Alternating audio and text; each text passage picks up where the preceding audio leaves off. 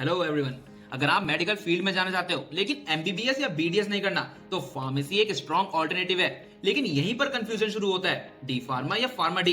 देखो, दोनों ही pharmacy course हैं, पर करियर डायरेक्शन, ड्यूरेशन, स्कोप और लाइफस्टाइल काफी अलग है। तो इस वीडियो में मैं आपको कंपैरिजन नहीं, प्रॉपर काउंसलिंग दूंगा ताकि आप अपने इंटरेस्ट और फिटमेंट के हिसाब से डिसीजन ले सको। तो आगे बढ़ने से पहले इन केस आपको किसी भी तरीके की गाइडेंस रिक्वायर्ड हो तो स्क्रीन पे दिए गए नंबर पर सेंड करो। So now let's get started. तो देखो, डी फार्मा एक 2 इयर्स डिप्लोमा कोर्स है जो स्टूडेंट्स को मेडिसिन डिस्पेंसिंग और रिटेल फार्मेसी के लिए प्रिपेयर करता है। अगर आप जल्दी जॉब चाहते हो और प्रैक्टिकल काम पसंद है तो ये कोर्स आपके लिए रेलेवेंट हो सकता है। बट फार्मा डी एक 6 ईयर प्रोफेशनल डॉक्टरल कोर्स है।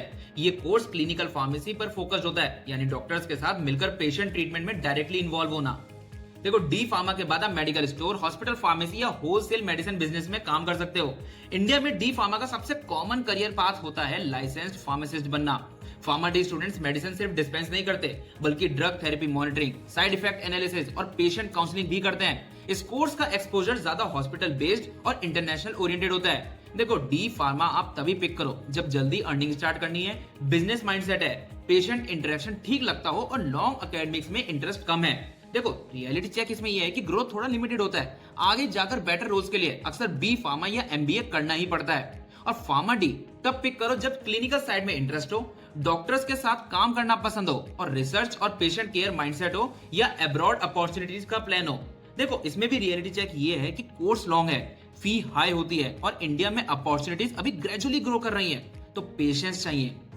तो बात करें अगर स्कोप की, तो डी फार्मा के बाद आप रिटेल फार्मासिस्ट बन सकते हो या हॉस्पिटल सेटअप में हॉस्पिटल फार्मासिस्ट के रोल में काम कर सकते हो।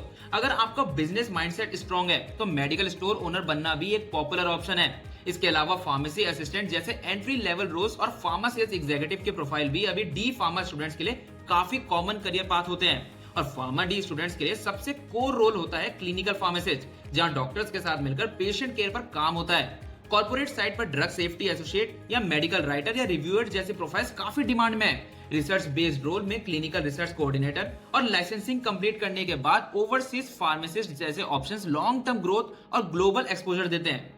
तो ये तक complete comparison on D pharma versus pharma D guide. अगर आपको अभी भी कोई डाउट है तो स्क्रीन पे दिए गए नंबर पर send and we will guide you for free. And do like, share this video and subscribe to our Shiksha medical channel for more such updates and course video. मिलते हैं नेक्स्ट वीडियो में, तब तक के लिए ऑल द बेस्ट।